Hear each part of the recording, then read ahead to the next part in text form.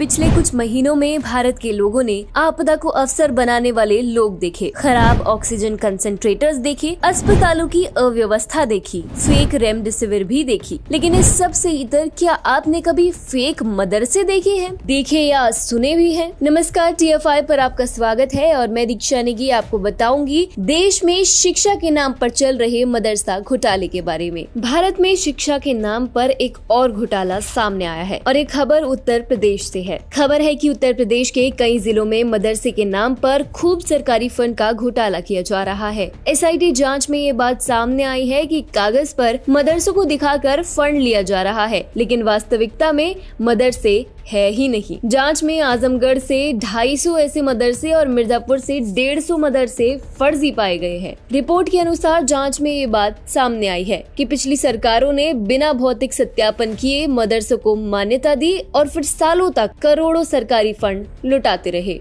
अब जांच के बाद SIT ने 23 लोगों के खिलाफ FIR दर्ज कराई है, जिसमें मदरसा संचालक, शिक्षक और कर्मचारी शामिल है। बाकी अन्य मदरसों की जांच प्रक्रिया चल रही है। SIT की जांच रिपोर्ट के मुताबिक साल 2009 से साल 2010 में बिना भौतिक सत्यापन के कई मदरसों को मान्यता दी गई थी। इस दौरान करोड़ों रुपयों की फंडिंग हुई और फिर वे फंडिंग कहां गायब हुई, ये किसी को नहीं पता। रिपोर्ट के अनुसार SIT की जांच में अल्पसंख्यक विभाग के कई अफसर और कर्मचारियों की भूमिका भी संदिग्ध पाई गई है। इस मामले में SIT ने जांच पूरी करने के बाद योगी सरकार को रिपोर्ट भेजी है। साथ ही इस मामले में FIR दर्ज करने की भी अनुमति मांगी गई थी। बता दें कि उत्तर प्रदेश की एक स्पेशल इन्वेस्टिगेशन टीम पिछले कई महीनों से मदरसों की जांच में लगी हुई है। जांच के दौरान एक RTI से जानकारी मिली थी कि मिर्जापुर में कुछ मदरसे अवैध तरीके से चल रहे हैं, जिन्हें पिछले कुछ सालों से सरकार की योजना का लाभ भी मिलता आया है। उसके बाद एक विशेष जांच दल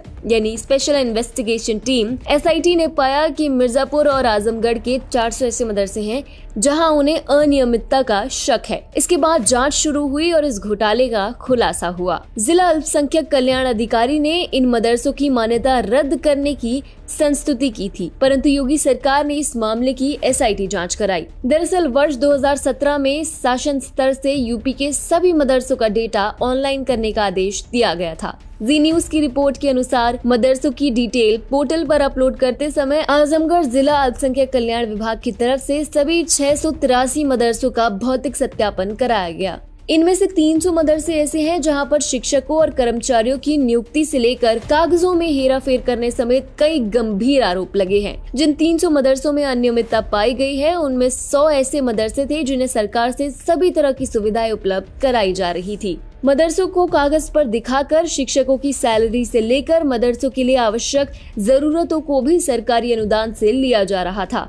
हालांकि SIT ने जब जमीनी स्तर पर जांच करना शुरू किया तो ये बात सामने आई कि कई मदरसे ऐसे हैं जो सिर्फ कागजों में संचालित है, जमीन पर इनका कोई अस्तित्व है ही नहीं। कुछ मदरसे ऐसे हैं जहां नियमों की धज्जियां उड़ाकर एक ही घर के सभी लोग शिक्षक नियुक्त कर दिए गए हैं। इस तरह हेराफेरी कर पिछले कई वर्षों से उत्तर प्रदेश सरकार को करोड़ों की चपत लगाई जा रही थी। यही नहीं, रिपोर्ट के अनुसार आजमगढ़ में मदरसों के नाम से रजिस्ट्रेशन और मान्यता लेने के बाद दूसरे विद्यालयों को भी चलाया जा रहा था, जिससे वहां से भी कमाई हो सके। अभी योगी सरकार द्वारा SIT की जाँच जारी है और कई जिलों में इसी तरह से फर्जीवाड़े का खुलासा हो सकता है।